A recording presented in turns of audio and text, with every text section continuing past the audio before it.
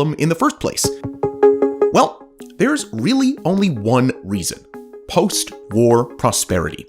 Following the end of World War II, the United States experienced a baby boom. Between 1946 and 1964, around 76 million babies were born in the United States, nearly 30 million more than in the 18 years before. And growth wasn't just limited to the bellies of pregnant women. US industrial output nearly doubled during this time period as well. Factories that once produced tanks and fighter planes swiftly pivoted to producing cars and household products. And this huge increase in production meant an equally huge increase in the amount of water needed.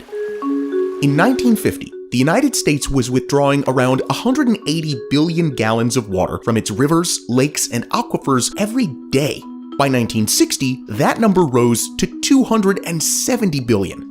And nowhere was that water more needed than in the arid American West. These hot, dry regions get very little rainfall, usually less than 10 to 15 inches a year, and the heat causes water to evaporate quickly, making it hard to keep reservoirs full.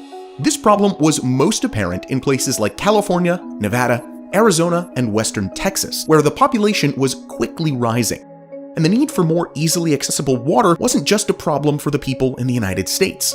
The north of Mexico was also in desperate need of access to water in these regions, like the Parker Dam, constructed in California, and later the Glen Canyon Dam, which was constructed in 1963 in Arizona. But both are easily overshadowed by the most famous and important of America's dams, the Hoover Dam. Standing at 221 meters high and 379 meters long, the Hoover Dam was an engineering marvel at its construction in 1936. Sitting between Nevada and Arizona, this massive barricade created Lake Mead, the largest reservoir in the entire United States. During the 60s, the lake held around connections he was making, and those connections would lead him to proposing one of the most audacious and expansive constructions over natural topographical barriers. With the water now able to move to the south, additional reservoirs would be built for the Liard and Peace Rivers in British Columbia. The idea was to build the reservoirs up high, so gravity could do most of the work, letting the water flow, and they'd also get access to 2 gigawatts of power, with 1.2 being generated in Mexico itself. The minds behind Nawapa truly believed that the project would substantially raise the standard of living for the Mexican people.